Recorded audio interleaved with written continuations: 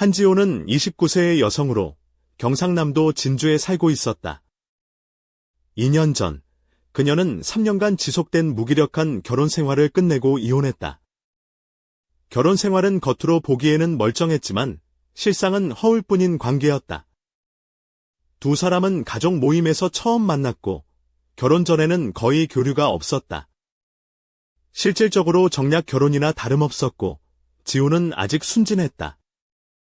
남편 김태현은 술을 자주 마시고 이유 없는 질투심에 폭발했으며 종종 며칠씩 집을 무단으로 떠나곤 했다. 결국 지호는 용기를 내어 이별을 결심했다. 아버지 한동철은 그녀를 아무 불평 없이 다시 집으로 받아들였다.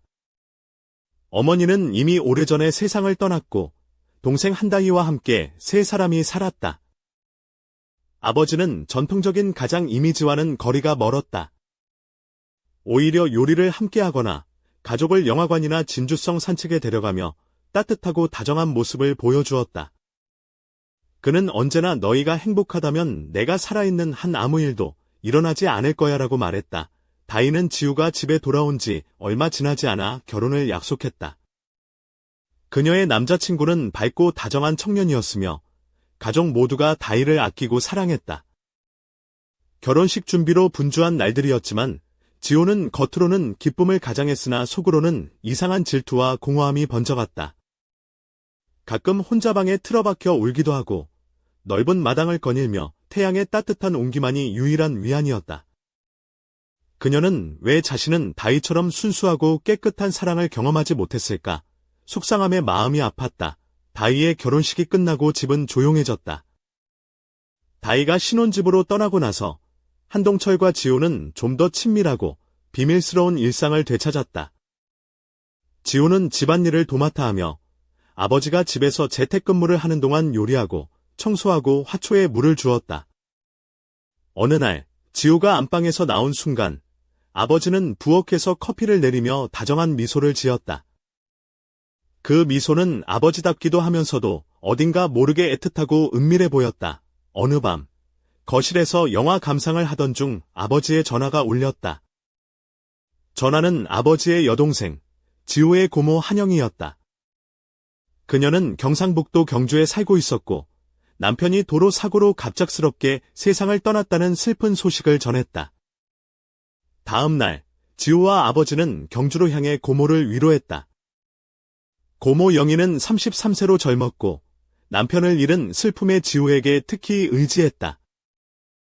내가 내 젊은 시절을 떠올리게 해줘서 참 고마워라며 그녀를 가까이 두고 싶어 했다. 진주로 돌아온 후 아버지는 영희가 회복될 때까지 집에 머무르도록 제안했다.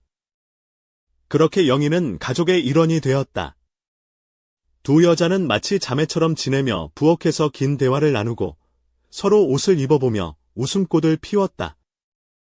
영희의 어린 아들은 잠시 조부모에게 맡겨진 상태라 집안이 여성들의 공간으로 가득 찼다. 어느 날 지호의 방에서 틱톡 영상을 보던 중 영희가 남편과의 친밀함을 그리워한다고 조심스럽게 고백했다. 지호는 어떻게 대답해야 할지 몰라 그저 그녀를 안아주었다. 그날 밤 영희는 혼자 있기를 두려워해 지호의 방에서 잠들었다. 그날 이후 두 사람의 대화는 점점 더 대담해지고 함께 입는 파자마도 공유하며 영희는 야른 가운만 걸친 채 지호의 옆에 눕곤 했다. 지호는 혼란스러운 감정, 호기심, 부끄러움, 욕망이 뒤섞인 새로운 생명력을 느꼈다. 한밤중 갈증을 느껴 복도에 나갔을 때 영희의 방 문이 어렴풋이 열려 있었고 아버지가 침대 가장자리에 앉아 공책에 무언가를 적고 있었다. 지호는 급히 숨었지만 그 장면이 마음 깊숙이 얼어붙는 듯한 느낌을 받았다. 다음 날 아버지에게 그 모습을 물었을 때 그는 의미심장한 말을 남겼다. 지호야, 고독은 우리를 알지 못했던 어두운 구석으로 밀어넣지. 때로 그 구석은 텅 비어 있지 않단다. 그 말은 지호의 마음속에 깊이 박혔다. 경고인지, 고백인지, 아니면 다가가려는 시도인지 알 수 없었지만 그날 이후로 지호는 아버지를 다른 시선으로 바라보기 시작했다. 그리고 아버지도 지호를 다르게 보았다. 영희가 집에 온 이후로 집안은 활기로 가득 찼다. 그녀의 따뜻하고 전염성 있는 에너지가 빈 공간을 채웠다. 두 여자는 함께 요리하고 집을 꾸미며 진주의 고즈넉한 골목길을 산책했다. 웃음이 끊이지 않았고 서로에게 옷을 권하며 비밀스러운 속삭임을 나누었다. 어느 날 옷장을 정리하다가 영희가 지우의 오래된 옷상자를 발견했다. 그녀는 에메랄드빛 초록 드레스를 권했다. 부드러운 소매가 어깨를 감싸는 타이트한 드레스였다. 거울 앞에 선 지우는 무언가 달라진 자신을 발견했다. 영희가 조용히 말했다. 지우야, 정말 아름다워. 이 색이 너한테 딱이야. 지우는 웃으며 고개를 숙였지만 왜인지 긴장감이 흘렀다. 그 순간은 두 사람 사이에 서로 공유하는 비밀처럼 고요히 멈춰 있었다. 몇 주가 지나면서 그들의 유대는 더욱 깊어졌다. 밤마다 함께 잠을 청하거나 시리즈를 보며 새벽까지 이야기를 나눴다. 서로 머리를 빗겨주고 아보카도와 꿀로 만든 마스크를 하며 솔직한 대화를 나누는 두 자매 같았다.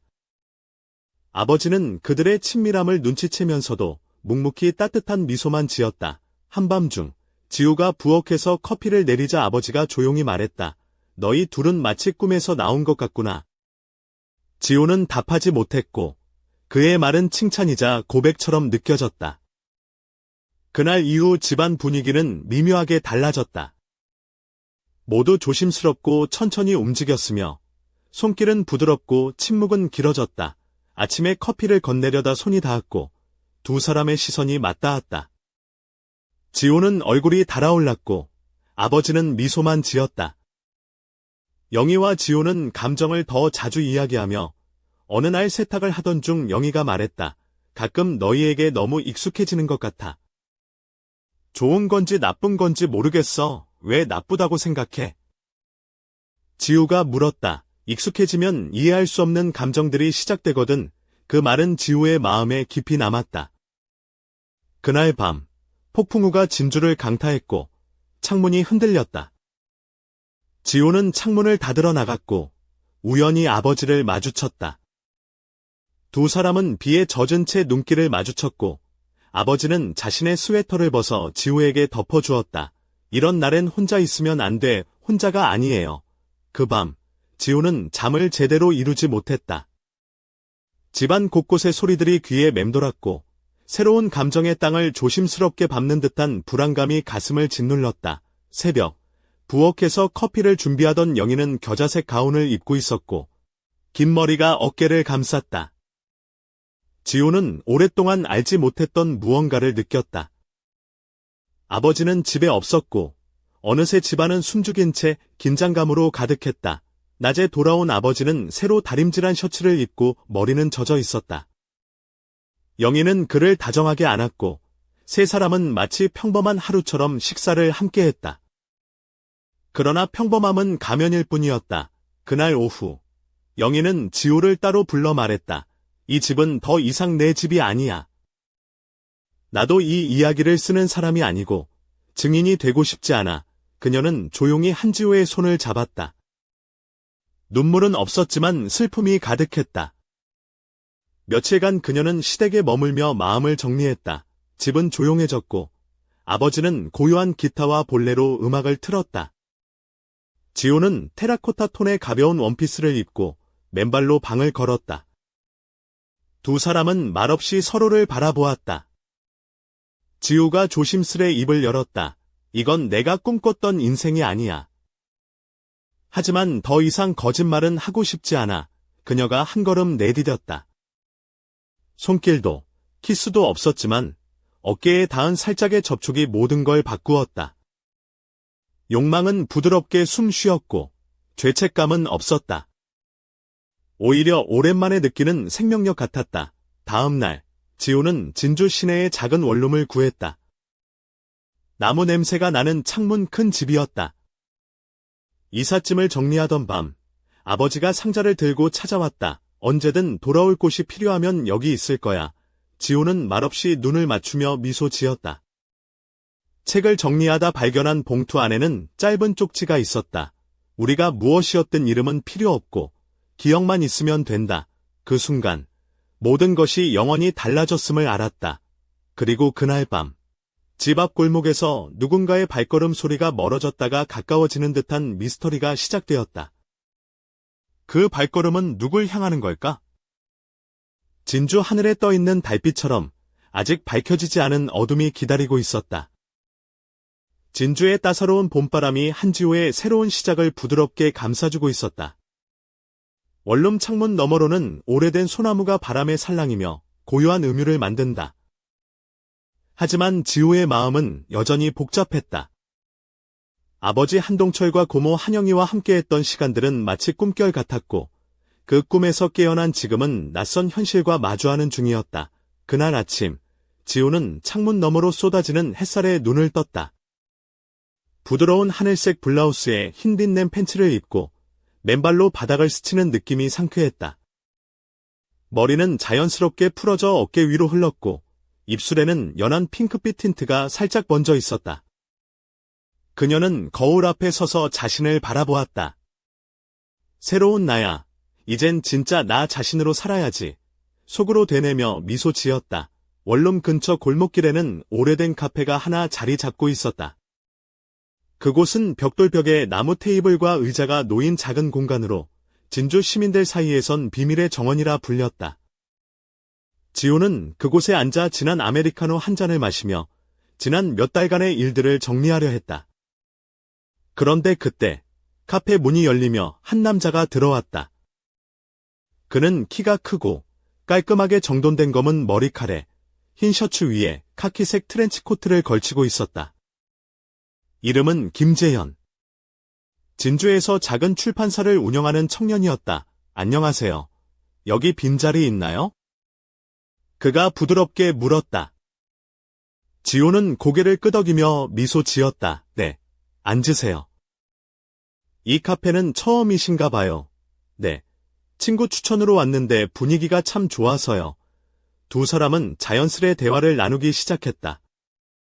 재현은 문학과 예술에 대한 열정을 숨기지 않았고 지호는 그 열정에 이끌려 자신도 모르게 긴장을 풀었다. 이야기가 길어지자 재현은 장난스러운 미소를 지으며 말했다. 문학이란 게 참 재밌는 게 현실과 상상이 뒤엉켜서 가끔은 내가 정말 존재하는지 의심하게 만들죠. 혹시 그런 적 있으세요? 지호는 웃으며 답했다. 저는 요즘 현실이 너무 복잡해서 가끔은 소설 속 주인공이 되고 싶을 때가 있어요. 하지만 그런 소망이 이루어지면 아마 또 다른 문제들이 생기겠죠. 재현이 고개를 끄덕였다. 맞아요. 인생은 결국 한 편의 예측 불가능한 소설 같아요. 그 순간 카페 창가에 앉아있던 한 할머니가 두 사람에게 다가와 말했다. 젊은이들, 사랑에 빠지는 건 좋은데 너무 빨리 마음을 열면 안 돼요. 진짜 이야기는 천천히 써 내려가는 법이거든요. 지호는 미소를 띠며 할머니의 말에 고개를 끄덕였다. 재현은 네, 할머니 말씀이 정답이네요라며 웃었다. 그날 오후, 지호는 집으로 돌아와 짐을 정리했다. 그녀가 손길을 멈추고 창밖을 바라보니 진주성의 붉은 벽돌과 푸른 하늘이 어우러져 아름다운 풍경을 만들어냈다. 갑자기 휴대폰이 울렸다. 화면에는 한동철이라는 이름이 떴다. 지호야, 오늘 저녁에 시간 있니? 같이 저녁 먹자. 아버지의 목소리는 평소보다 무겁고 조심스러웠다. 저녁 시간이 되자 지호는 단정한 네이비색 원피스에 검은 하이힐을 신고 골드톤의 귀걸이와 팔찌로 세련된 분위기를 연출했다. 머리는 깔끔한 로우번 스타일로 묶고 은은한 메이크업으로 자연스러움을 강조했다. 진주에 있는 유명한 전통 한식당 청심정에서 아버지를 만났다. 한동철은 회색 니트에 검은 슬랙스를 입고 있었고 표정은 평소보다 엄숙했다. 식사를 시작하며 그는 입을 열었다. 지호야, 영희가 며칠 전부터 이상한 말을 해. 나도 어쩔 수 없는 느낌이래. 무슨 말씀이세요? 아버지, 그녀가 기집에 머무르는 게 점점 힘들다고 했어. 뭔가 감춰진 이야기가 있는 듯해. 지호는 아버지의 말을 듣고 심장이 쿵 내려앉는 듯했다. 그녀가 조심스레 물었다. 아버지, 혹시 그게 무슨 의미인지 아세요? 모르겠어. 하지만 우린 서로를 지켜야 해. 그리고 조심해야지. 고모가 말한 결린 문은 닫히지 않을 수도 있단다. 그 순간 식당 천장에 걸린 오래된 나무 시계가 똑딱 소리를 내며 7시를 알렸다. 지우는 자신도 모르게 손가락을 꽉 쥐었다. 마음속 깊은 곳에서 무언가가 깨어나는 듯했다. 식사를 마치고 집으로 돌아오는 길, 진주 성곽을 따라 걷던 두 사람은 무언가 낯선 기운을 느꼈다. 아버지는 조용히 말했다. 지우야, 이젠 너도 알아야 할 때가 온 것 같구나. 우리 가족에게는 말하지 못한 비밀이 있어. 지우는 숨을 깊이 들이쉬었다. 네, 아버지. 이제 저도 진실을 마주할 준비가 됐어요. 그 순간 멀리서 누군가의 발소리가 들려왔다. 점점 가까워지는 그 발걸음은 어둠 속에서 무언가를 기다리는 듯했다. 지우와 한동철은 서로의 눈을 바라보며 묵묵히 그 소리를 맞이했다. 바로 그때 고요한 밤하늘에 번개가 치며 이야기는 또 다른 장으로 넘어갔다. 진주의 평화로운 밤은 이제 끝나가고 있었다. 봄비가 갠 뒤 진주 시내는 맑은 공기와 함께 생동감을 되찾았다. 한지호는 원룸 창가에 앉아 커튼 사이로 비치는 햇살을 받으며 오늘도 복잡한 생각에 잠겼다. 밤새 들렸던 그 발걸음 소리가 머릿속에서 맴돌았다. 누굴 향한 걸까? 왜 그리도 조심스러웠던 걸까? 그날 아침, 지호는 연한 베이지색 블라우스에 검은색 슬랙스를 매치하고 발끝에는 살짝 굽있는 로퍼를 신었다. 머리는 자연스럽게 아래로 흘렀고 은은한 라벤더 향의 향수를 뿌렸다. 그녀는 카페 비밀의 정원으로 향했다. 그곳에서 다시 김재현을 만났다. 재현은 진한 갈색 니트와 청바지를 입고 있었고 지우가 다가서자 미소를 지었다. 오늘은 일찍 왔네요. 무슨 좋은 일이라도 그냥 생각 좀 하러요. 어쩌면 답을 찾으러 두 사람은 창가에 앉아 따뜻한 라떼를 마시며 서로의 이야기를 나누기 시작했다. 지우는 최근 집안에서 일어난 일들을 조심스럽게 꺼냈다. 가족 사이에 무언가 숨겨진 비밀이 있다는 느낌이 들어요. 아버지와 고모도 뭔가 말 못하는 게 있는 것 같고요. 재현은 고개를 끄덕이며 말했다. 삼행 감춰진 이야기들이 많죠. 때로는 그게 사람을 지키기도, 때로는 무겁게도 만들고요. 지우가 웃으며 말했다. 그럼 비밀이 너무 많으면 무슨 일이 벌어질까요? 재현이 장난스럽게 대답했다. 아마 진주성의 유령들이 밤마다 춤을 추겠죠. 하지만 걱정 마세요. 제가 그 유령들과 친해질게요. 지우는 그 말에 웃음이 터졌다. 그럼 당신이 유령 사냥꾼인가요? 사실은 그냥 소설가 지망생이에요. 하지만 유령도 가끔은 좋은 이야기 소재가 되니까요. 그때 카페 문이 열리며 한 중년 남자가 들어왔다. 그는 검은색 정장에 넥타이를 메고 있었고 표정은 굳어 있었다.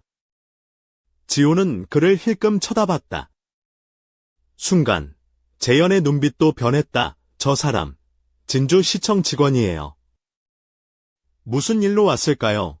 중년 남자는 카운터에 다가가 직원과 짧게 이야기를 나눈 뒤 지호와 재현이 앉은 테이블 쪽으로 걸어왔다. 한지우 씨 맞습니까?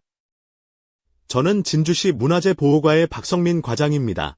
지호는 긴장한 채 고개를 끄덕였다. 저희가 최근 진주성 주변에서 발생한 이상한 사건에 대해 조사 중인데 관련된 정보를 얻고자 연락드렸습니다. 지호는 의아했다. 이상한 사건이라니. 무슨 사건인가요? 박 과장은 잠시 숨을 고른 뒤 말했다. 최근 진주성 근처에서 고대 유물들이 도난당하거나 미확인 발자국이 자주 목격되고 있습니다.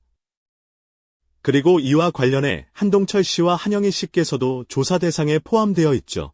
지호는 숨이 멎을 듯했다. 그게 아버지와 고모가 관련이 있다고요. 박 과장은 고개를 끄덕이며 말했다. 네, 조사 중인 내용은 아직 공개할 수 없지만 중요한 열쇠를 쥐고 있다고 판단됩니다. 협조해 주시면 감사하겠습니다.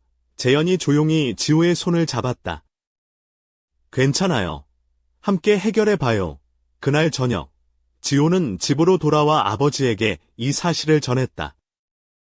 한동철의 얼굴은 창백해졌지만 눈빛은 흔들리지 않았다. 이제 숨길 수 없게 되었구나. 진실을 마주할 시간이다. 그 순간 집 밖에서 낯선 기척이 들려왔다. 문틈 사이로 희미한 발자국 소리가 집 안으로 스며들었다. 지호는 숨을 죽이고 창문 너머 어둠 속을 응시했다. 누구지? 아버지는 조용히 지호의 손을 잡았다. 지호야, 이 집과 우리 가족의 이야기는 이제 시작일 뿐이다. 감춰진 진실이 곧 빛을 볼 것이다. 그 순간 집 안전등이 깜빡이며 어둠이 짙게 드리워졌다. 바람에 흔들리는 커튼 사이로 누군가의 그림자가 미묘하게 모습을 드러냈다. 그리고 진주 밤하늘에 울려 퍼지는 또 다른 발걸음 소리가 점점 가까워졌다. 맑은 진주 밤하늘 아래 집 안은 무겁고 긴장된 공기로 가득했다. 전등이 깜빡이며 어둠과 빛이 교차하는 순간 한지호는 천천히 숨을 고르고 창가에서 멀리 골목길을 응시했다. 그곳엔 희미한 그림자가 서 있었다. 아버지 한동철은 조용히 그녀의 손을 꼭 잡으며 낮은 목소리로 말했다. 지호야, 우리 가족에게 숨겨진 이야기가 더 깊어지고 있어. 이제 피할 수 없어. 그림자는 점점 다가와 현관문 앞을 서성였다. 지호는 마음속에서 무언가가 부서지는 소리를 들었다. 이젠 숨겨진 진실을 마주해야 해. 그녀는 스스로에게 다짐했다. 그때 문득 집 안 깊은 곳에서 낡은 서랍장이 삐걱이며 열렸다. 그 안에서 오래된 편지와 낡은 사진 한 장이 모습을 드러냈다. 지호는 조심스레 그것을 꺼내 들었다.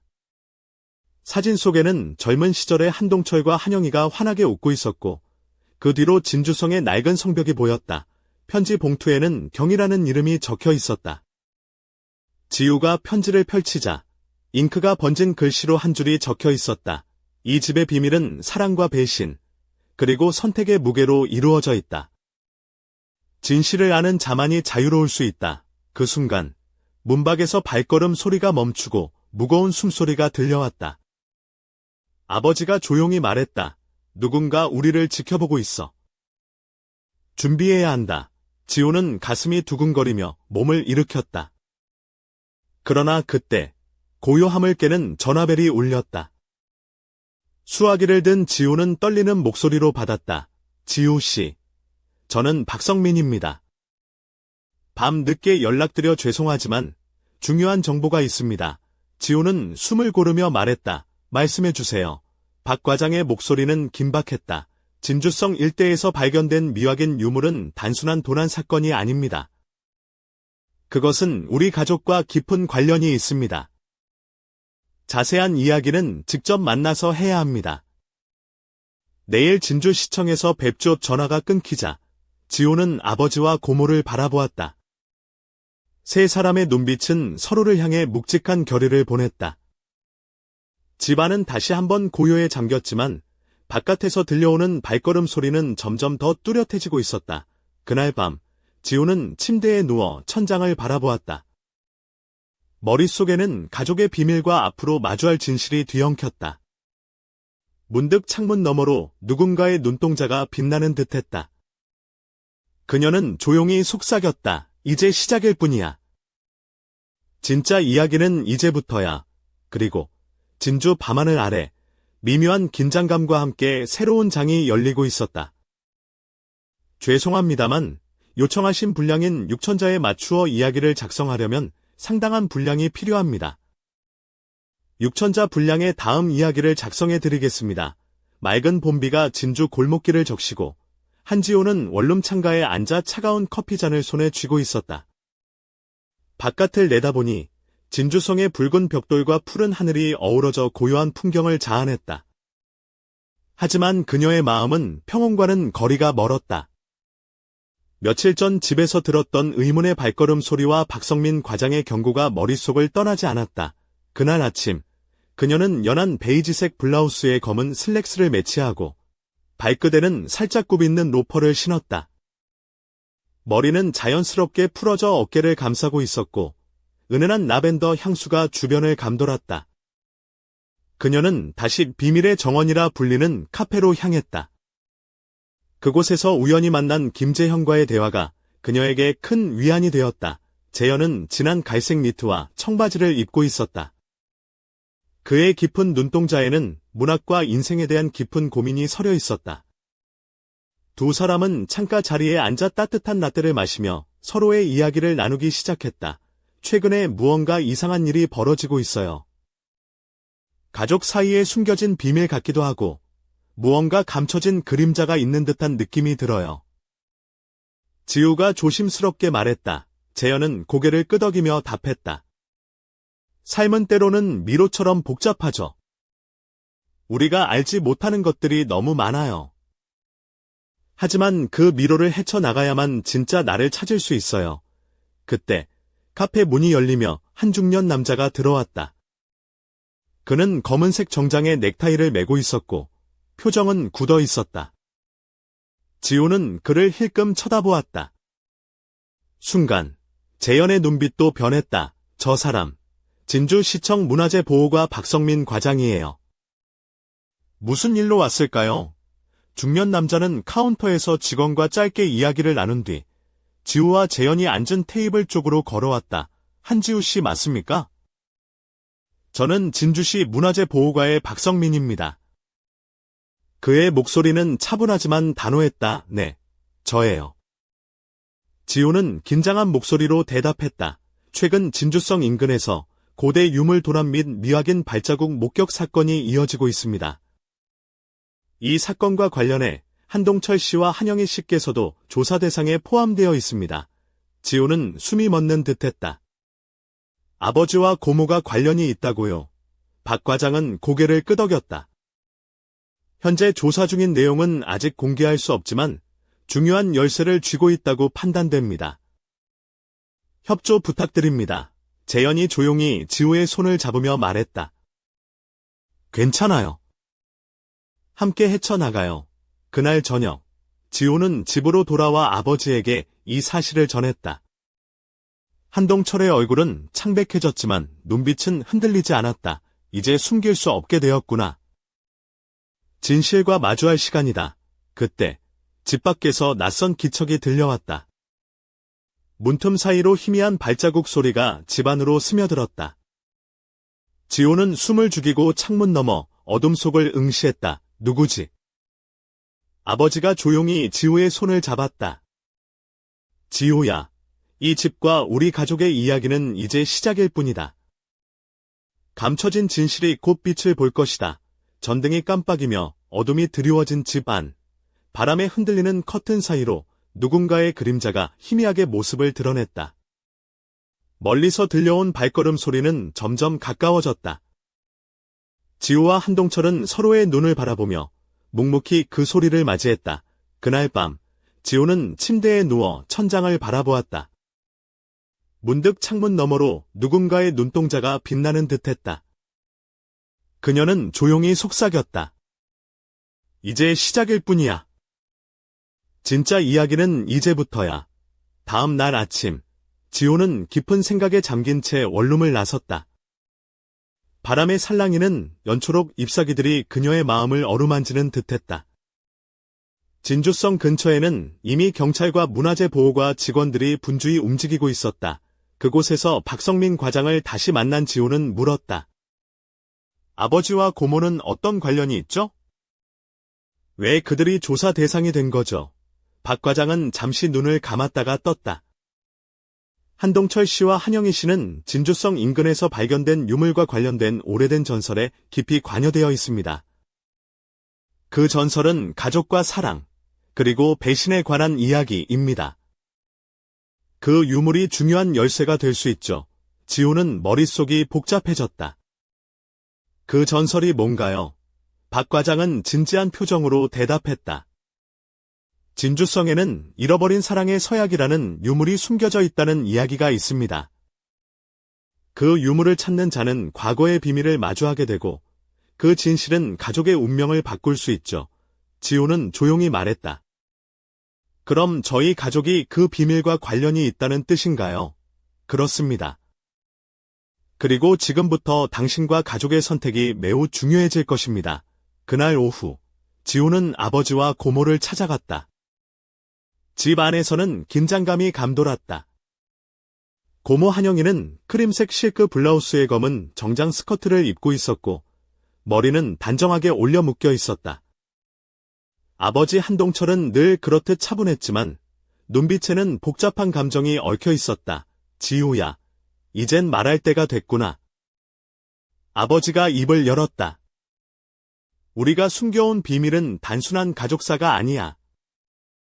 진주성의 전설과 우리의 운명이 얽혀 있어. 고모도 고개를 끄덕이며 덧붙였다. 우리 모두가 마주해야 할 진실이야. 하지만 그 길은 쉽지 않을 거야. 지우는 마음을 다잡았다. 함께라면 무슨 일이든 견딜 수 있어요. 그때 집 밖에서 다시 한번 서늘한 발걸음 소리가 울려 퍼졌다. 그 발자국은 점점 가까워졌고 어둠 속에서 누군가의 목소리가 낮게 속삭였다. 이제 모든 것이 드러날 것이다. 지우는 아버지와 고모의 손을 꼭 잡으며 결심했다. 우리가 진실을 밝혀내고 이 집과 가족을 지킬 거예요. 진주의 밤은 다시 한번 긴장감으로 가득 찼다. 하지만 그 속에서 한지호는 새로운 희망과 용기를 품고 있었다. 그리고 그들의 이야기는 이제 막 시작되었다.